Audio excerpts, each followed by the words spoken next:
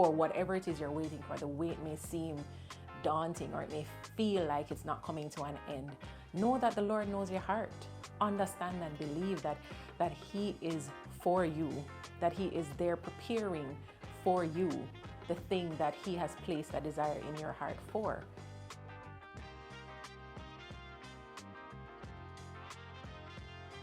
So a few years ago, I wanted a Christmas tree so badly. I was just like, Lord, I'd love a Christmas tree. I want to celebrate, the season of Christmas, the birth of Christ. I want to just celebrate all of that with my family. And there was something just nagging like, no, you don't want to spend that money. Don't spend that money. Don't spend that money on a Christmas tree. But I really wanted it, right? I had made room for it. I did a whole video about it. And one day I'm home in a session, in a training session with my church, and I hear a knock at the gate, and it's a couple who my husband and I had counseled, and they're like, hey, the Lord laid it on our hearts to bring you a Christmas tree.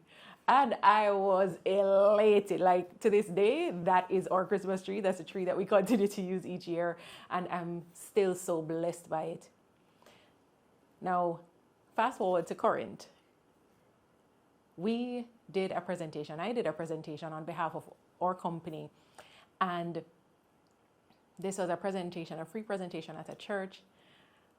And as we were wrapping up, I saw the host signal to someone at the back and say, come now. And so the person takes up this plant behind me, takes up the plant, brings it to the front. And I'm like, are you for real? Are you for real right now? And that was my response, simply because girl's been waiting on a plant, right? And we wanted a plant forever to put in this little corner on this table right here, so that these videos that we put out will look a little better. And I share that to say that even though the wait for whatever it is you're waiting for, the wait may seem daunting or it may feel like it's not coming to an end, know that the Lord knows your heart. Understand and believe that He is for you, that He is there preparing for you the thing that He has placed a desire in your heart for. The desires that come from Him, the desires that align with Him and who He is, will come to pass because He is the one who has given it to you, and He is your good Father who only gives good gifts to His children.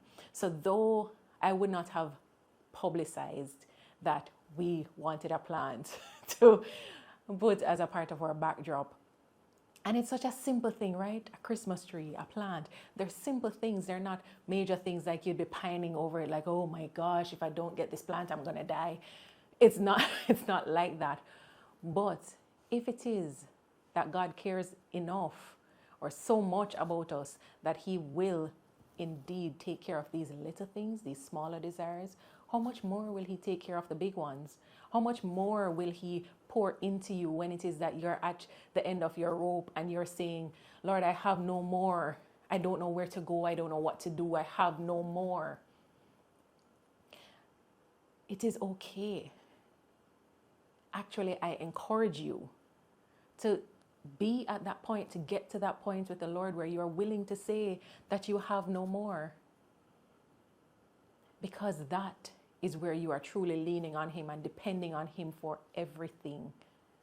And sometimes we are selective about which areas of our lives we want the Lord to be let into, which areas we will say, Lord, I surrender this to you, while at the same time saying, okay, I'll take care of this piece. You don't have to worry about this piece, Lord. I'll take care of that. But in reality, the Lord wants you to give all of it to Him. All of it. Because He's the one who can truly handle it. He's the one who has the plan. He's the one who has the master plan and the blueprint for everything. So what is it that you're holding on to, that you're not trusting the Lord to provide for today? What promise has the Lord given you and you're trying to do it instead of allowing Him to do it? I want to share with you, I have a scripture for you. I want to share with you from Hebrews 6, verses 13 to 15. And it says, from the ESV, it says, "For when God made a promise to Abraham, since he had no greater one by whom to swear, he swore by himself, saying, 'Surely I will bless you and multiply you.' And thus Abraham, having patiently waited, obtained the promise." He obtained the promise because he patiently waited for it. He didn't try to make his own way. He didn't try to cut God out of the picture. He didn't try to find an alternative. He relied on God. He trusted God, and he patiently waited for God, doing things God's way.